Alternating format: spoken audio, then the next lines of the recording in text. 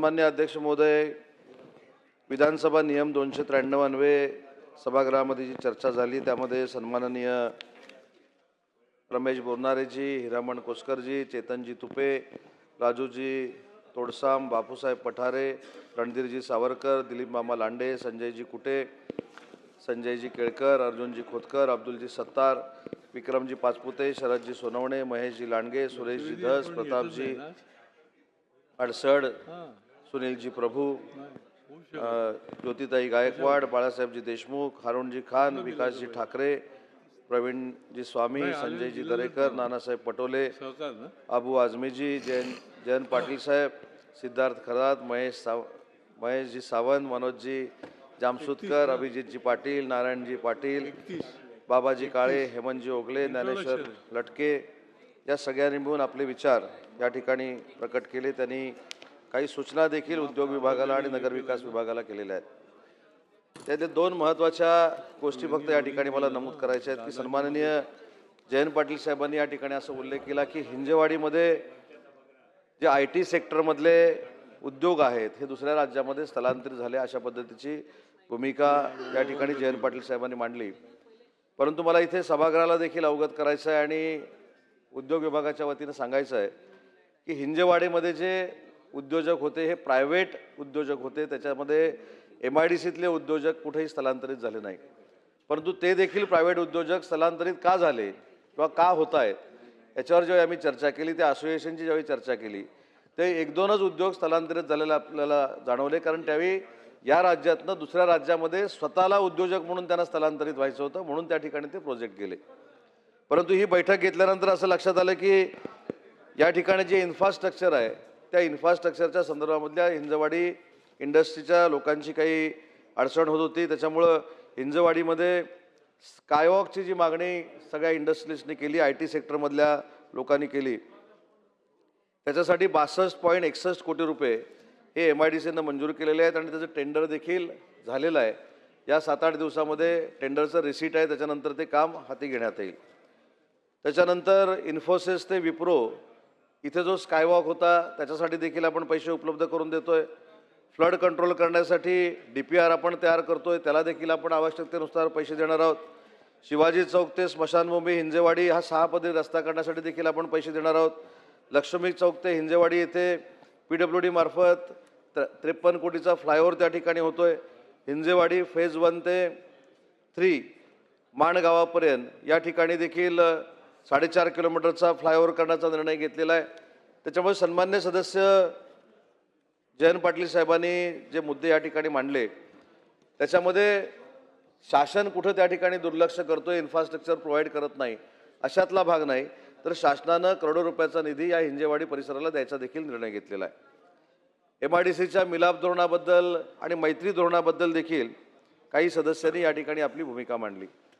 पण अध्यक्ष महोदय, मला इथं अभिमानानं सांगितलं पाहिजे की महाराष्ट्र राज्य हे देशात असं पहिलं राज्य आहे की ज्यानं जागा वाटपाचा निर्णय हा ऑनलाईन घेतला। पूर्वी असं म्हटलं जायचं की जागा जर पाहिजे असेल तर MIDCच्या अधिकाऱ्यांना भेटावं लागतं, मंत्र्यांना भेटावं लागतं, वशिला लागतो।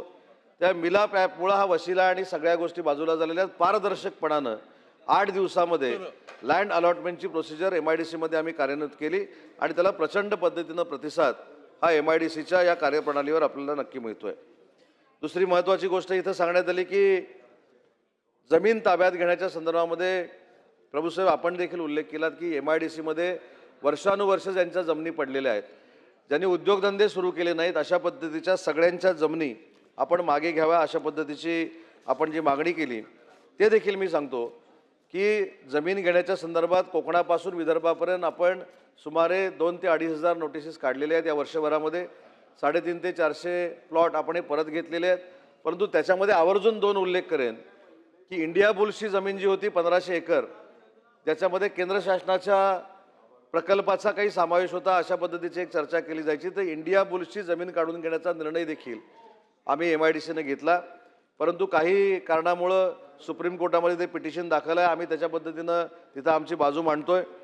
आणि रत्नागिरी जिल्ह्यातली एक 750 एकर जागा ही एका उद्योजकाच्या ताब्यामध्ये गेली 25 वर्ष होती आम्ही सुप्रीम कोर्टामध्ये दाद मागून ती जागा ताब्यामध्ये घेतली आणि तिथे 30,000 कोटीचा प्रकल्प रत्नागिरी जिल्ह्यामध्ये आम्ही प्रस्थापित करतोय. त्याच्यावर प्रभूसाहेब आपण जो मुद्दा मांडला आणि प्रताप अडसड साहेबांनी जो मुद्दा मांडला की या जागा आम्ही घेतोय की नाही, तर कोणालाही घाबरण्याचा प्रश्न येत नाही, कोणाच्याही दबावाखाली काम करण्याचा प्रश्न येत नाही. मुख्यमंत्री उपमुख्यमंत्र्यांची भूमिका स्पष्ट आहे की जसं अमरावतीमध्ये काल मी सांगितलं की रेमंड्स कंपनीनं 20-22 वर्षापूर्वी 500 एकर जमीन घेतली, त्याच्यावर 38 एकरावर फक्त आपला प्रोजेक्ट उभा केला. आम्ही त्यांना देखील विनंती करणार आहोत की जर भविष्यातले एक्सपान्शन तुम्हाला करायचं नसेल तर ती जागा परत द्यावी, अशा पद्धतीची अध्यक्ष महोदय आम्ही त्यांना नोटीस देखील दिलेली आहे. जालना इंडस्ट्रीच्या बाबतीमध्ये देखील स्टील इंडस्ट्रीच्या बाबतीमध्ये आपण सांगितलं होतं, पण जालनाच्या बाबतीमध्ये प्रभूसाहेब आपण जर पूर्ण पद्धतीनं अभ्यास केला तर त्या ठिकाणी स्टील इंडस्ट्रीला ज्या काही फॅसिलिटीज पाहिजेत, जे काही इन्फ्रास्ट्रक्चर पाहिजे ते देण्याचा प्रामाणिकपणाचा आम्ही प्रयत्न करतोय. जो मुद्दा आपण जालनाच्या बाबतीत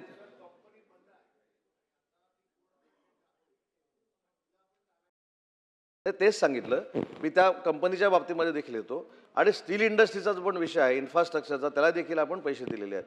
सन्मान्य प्रभूसाहेबांनी जो जालन्याच्या प्रोजेक्टचा या ठिकाणी प्रभूसाहेब उल्लेख केला, ही एक बंद पडलेली कंपनी जर आम्ही MIDCनं ताब्यात घेतली किंवा उद्योग विभागानं ताब्यात घेतली, तशा अनेक कंपन्या ह्या अवसानामध्ये गेलेल्या आहेत, काही NCLTमध्ये गेलेल्या आहेत. त्याच्यावर काहीतरी धोरणात्मक आपल्याला मार्ग काढावा लागेल, पण भविष्यामध्ये असं धोरण निर्माण करण्याचा MIDCचा आणि उद्योग विभागाचा नक्की प्रयत्नशील राहील.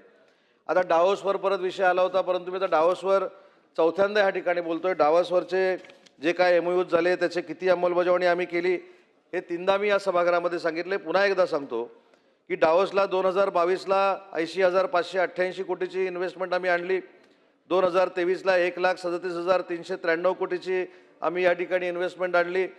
24ला 3,16,739 कोटीची इन्व्हेस्टमेंट आणली. 25ला 12,23,081 कोटीची आम्ही इन्व्हेस्टमेंट आणली आणि MMRDA, सिडको आणि इंडस्ट्री असं पकडून 2026ला 31,25,882 कोटीची इन्व्हेस्टमेंटचे MOU आम्ही केले. पण हा देखील आपल्या सगळ्यांना प्रभूसाहेब अभिमान असला पाहिजे की बाकीच्या राज्यांमध्ये या MOUची अंमलबजावणी करण्याचा रेट हा फक्त 35 ते 40% आहे. परंतु महाराष्ट्राच्या उद्योग विभागानं पुढाकार घेऊन, विशेषतः मुख्यमंत्री देवेंद्रजी फडणवीस असतील, तत्कालीन मुख्यमंत्री एकनाथ शिंदेसाहेब असतील, विद्यमान ते आज उपमुख्यमंत्री आहेत, तर या दोघांच्या नेतृत्वाखाली ज्यावेळी आम्ही डावसला गेलो त्यावेळी त्या अंमलबजावणीचा रेशो हा देशात सगळ्यात चांगला म्हणजे 75 ते 80% झालेला आहे. आणि जर सभागृहामध्ये मला सांगायची वेळ आली की असे कुठचे प्रोजेक्ट सुरू झाले तर ते देखील प्रोजेक्ट कुठचे सुरू झाले ते नानासाहेब मी सांगू शकतो. सगळ्यात महत्त्वाची सांगितलं ना, मागच्या वेळी ज्या पद्धतीनं आरडाओरड झाला की सेफ्रॉन परराज्यामध्ये गेला, त्याच्यानंतर BDP परराज्यामध्ये गेला, त्याच्यानंतर वेदांता फॉस्कॉन परराज्यामध्ये गेला, याच्यासाठी नानासाहेब आपण व्हाईट पेपर मागच्या अधिवेशनामध्ये काढला होता. पण झालेल्या MOUची अंमलबजावणी कशी झाली याच्यासाठी पुढच्या अधिवेशनामध्ये आम्ही भगवी पत्रिका काढण्याचा देखील निर्णय घेतलेला आहे. त्याच्यामधनं आपलं सिद्ध होईल की आम्ही किती MOU केले आणि त्याची अंमलबजावणी किती झाली हे देखील त्या भगव्या पत्रिकेतनं आपल्याला इथं मिळणार आहे. मुख्यमंत्री रोजगार निर्मिती योजनेवर भाष्य झालं, त्याच्यामध्ये थोडेफार बदल गेले पाहिजेत अशा पद्धतीचं सांगण्यात आलं, ते देखील बदल केलेत.